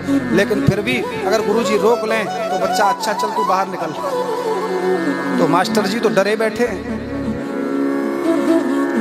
तब बालक का सुधार हो कैसे? क्योंकि हमने अपने बच्चों को शिक्षा दी कि तेरे माता पिता हम ही हैं, पड़ोसी के प्रति माता पिता के जैसा भाव मत रख। जबकि हमारा सनातन धर्म कहता है कि वसुधैव कुटुंबकम, ये पूरी पृथ्वी कैसी है? हमारा परिवार। क्या हमने बच्चों को ये संदेश सिखाया? नहीं। बच्चा पड़ोसी को गाली दे रहा है और हम बैठे बैठे सुन रहे हैं। क्यों? शिक्षा कहां से आई? गलत व्यवहार बच्चे का हुआ कैसे? गाली देना सीखा कैसे? हमारी उपस्थिति में बच्चा गाली दे रहा है, हम खुश हैं कि हमको नहीं दे रहा है, उसको दे रहा है, हमारे शत्रु को, इसलिए खुश रहो। नहीं, बिल्कुल बर्दाश्त नहीं करो बच्चे को। अगर संस्कारी बनाना है तो गलत बर्दाश्त नहीं करिए, तुरंत टोकिए। शत्रु को ही गाली क्यों नहीं देना? दुर्व्यवहार उसी के लिए क्यों नहीं कर? टोक दो, रोक लो, संभालो।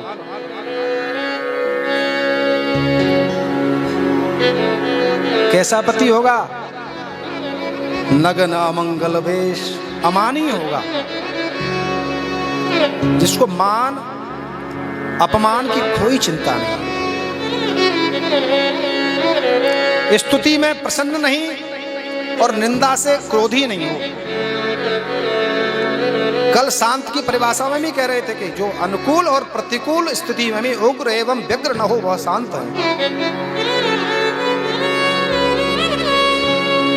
प्रतिकूलता यही है कि हम थोड़ी सी बुराई अपनी कहीं से सुनी, बस दिल मिला जाते हैं। क्यों भैया? क्योंकि हमारे कर्ण कुहरों को अपनी प्रशंसा सुनना ही प्रिय लगता है। बचाओ। और जो अपनी प्रशंसा को जहर समझता है और निंदा को अमृत समझ के पी जाता है, वो बहुत आगे पहुंचता है। गरल सुधा रिपु तोर मिताई, गोपद सिंधु अनल सितुलाई। ये शिक्षा अपने बच्चों को दो ना आप। बेटा, कोई तुम्हारी बुराई कर रहा है तो ये खोजो कि क्यों कर रहा है, कारण क्या है। अरे कह रहा है तो कोई न कोई कारण होगा। अगर नहीं भी कारण है तब भी बच्चों को यह शिक्षा दो कि तुम्हारे अंदर कभी भी ये बुराई न आ जाए। जो आज ये कह रहा है ना, आज तो नहीं है, तभी ये कह रहा है क्योंकि इसका स्वभाव है वैसा, ये कह रहा है। लेकिन भविष्य में भी कभी अगर अब नहीं है वो बुराई तो भी मत लाना अपने अंदर। ये समझाओ ना अपने बच्चों को, जीना सिखाओ बच्चों को। दे रहा है ना शिव पुराण, आपको सिद्धांत बता रही है कैसा बढ़िया खुशहाल आप लोगों का जीवन होगा, कैसा ये भारतवर्ष होगा, कैसे लोग रहते होंगे उस समय, वह सिखा रहे हैं। ये कथाएं हमको जीना, जीवन दे रही हैं। हमारे बच्चे कैसे हों, पत्नी कैसी हो, पति कैसा हो, गर्भावस्था में क्या करें, समस्या आए तो उस समय किस समस्या के समय क्या करें। तो यहाँ पुत्री के विवाह के लिए प्रश्न है नग्न अमंगल वेश। नारद जी कह रहे हैं कि नंग धड़ंग होगा, अमानी होगा, अमंगल वेशकारी होगा, जिसको मंगल अमंगल किसी से प्रतिद्वंदी नहीं होगा, परहेज नहीं है, किसी को प्रेम भी नहीं है, किसी से अनुराग भी नहीं है। मिल जाए तो ठीक, न मिले तो भी बढ़िया। अच्छा बंधु, निवेदन करें, आज उपस्थित हैं बड़े बुजुर्ग, माता पिता तुल्य,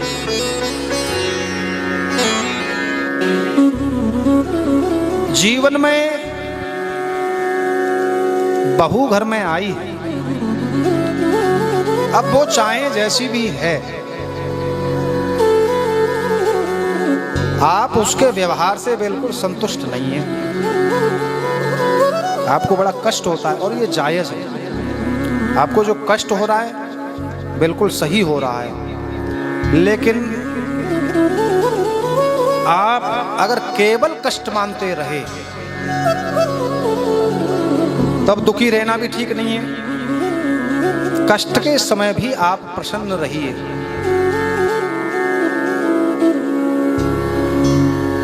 प्रसन्न कैसे रहेंगे? क्योंकि जो आपको मिली है बहू बेटी,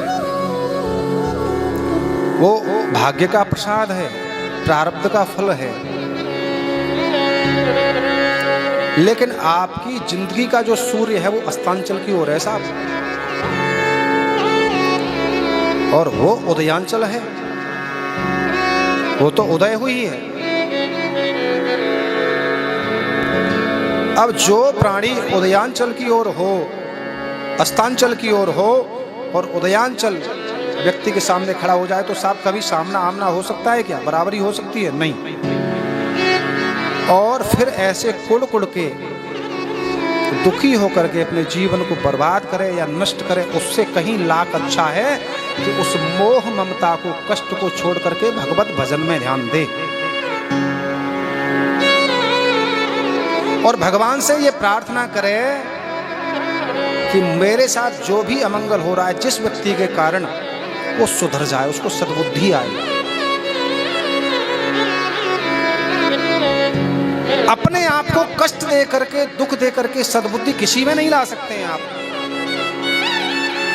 एक कन्या का विवाह हुआ था साहब, और विवाह करके जब ससुराल पहुंच गई तो ये आजकल नॉर्मल सी बात है, नोक झोंक तो सब में होती है। अच्छा, जब नोक झोंक क्या, सबसे बड़ी तो समस्या है सास।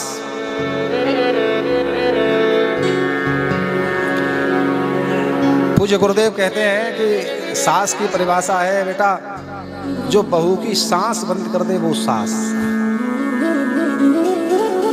लेकिन अब गुरुदेव कहते हैं कि अब लेटेस्ट परिभाषा हो गई है कि जो बहू जिसकी सांस बंद कर दे वो सास है, जिसकी सांस बहू के मारे बंद हो जाए वो सास है।